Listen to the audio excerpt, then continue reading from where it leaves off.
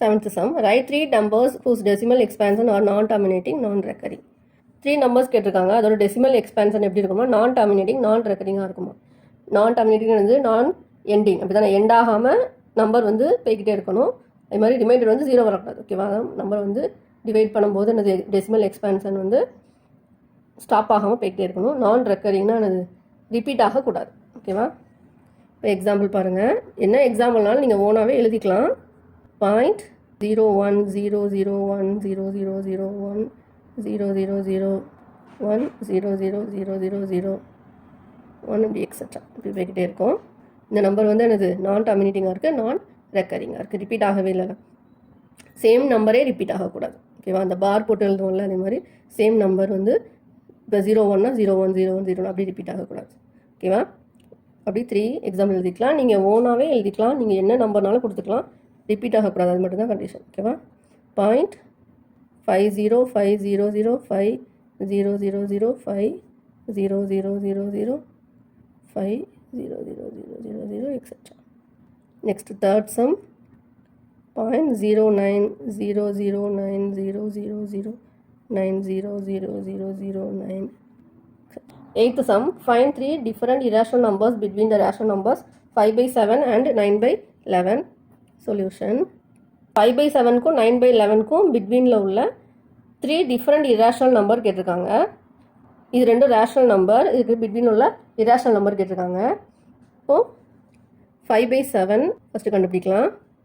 5 7ஆல் divide பண்ண முடியாது, அப்போ பாயிண்ட் வச்சு 0 போட்டுக்கலாம்.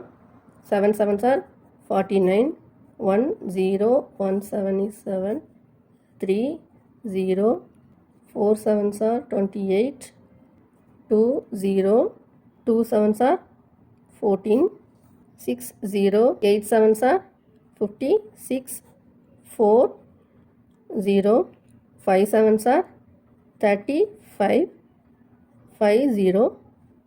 இப்போ 5 வந்துச்சு, ரிமைண்டர் வந்து 5 வருது.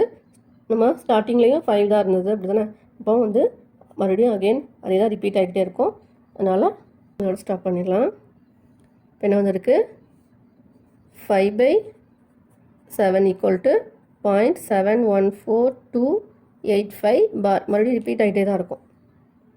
இப்போது அதனால் பார் போட்டாச்சு. நெக்ஸ்ட்டு 9/11. 9/11க்கு 9 11ஆல் டிவைட் பண்ணணும், போகாது. அப்போ பாயிண்ட் வச்சு 0, 8 11s are 88, 2 0, 1 11 is 11, 9. மறுபடியும் 9 வந்துச்சு, ரிப்பீட் ஆகிட்டே இருக்கும். அப்படி தான் அப்போ வந்து இது எப்படி எழுதலாம், 0.81 பார், 81 ரிப்பீட் ஆகிட்டே இருக்கும். இது ரெண்டும் ரேஷனல் நம்பர், நான் டர்மினேட்டிங் ரெக்கரிங்காக இருக்குது. இது ரெண்டுக்கும் பிட்வீனில் உள்ள 3 டிஃப்ரெண்ட் இராஷனல் நம்பர் கேட்டிருக்காங்க. ஓகேவா, 0.714285 பார் less than 0.81 bar தானே, that is 5/7 less than 9/11. இதுக்குள்ள வேல்யூ எழுதியிருக்கோம். இப்போ நம்ம இந்த ரெண்டுக்கும் பிட்வீனில் உள்ள இராஷனல் நம்பர் எழுதணும். ஓகேவா, இப்போ பாருங்கள் 0.71 ஆரம்பிக்கு, இங்கே 0.8 இருக்குது. ரெண்டுக்கும் பிட்வீனில் உள்ளதில் எழுதணும். நீங்கள் 72 73 74 75 80 அது வரைக்கும் நீங்கள் என்ன செய்யலாம், எதுனாலும் எழுதிக்கலாம். ஓகேவா, 0.750500500 50000 etc.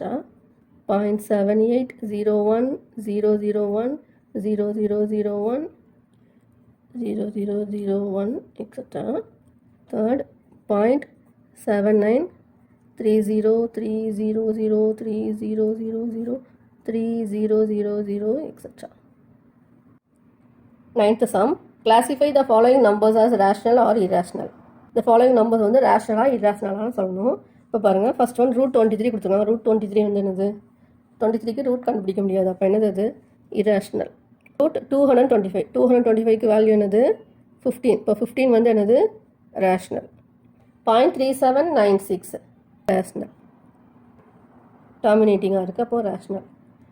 7.478478 வந்து 7.478 பார் வந்திருக்கு. பார் வந்தாலே ஆப்வியஸ்லி என்னது அது ரேஷனல் தான். நான் டர்மினேட்டிங் ரெக்கரிங், அப்போ என்னது ரேஷனல்.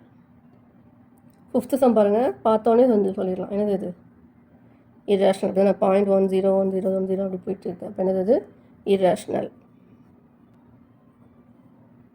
நான் டெர்மினேட்டிங், நான் ரிப்பீட்டிங். டெர்மினேட்டும் ஆகலை, ரெக்கரும் ஆகலை. இப்போ என்னது irrational. Thanks for watching.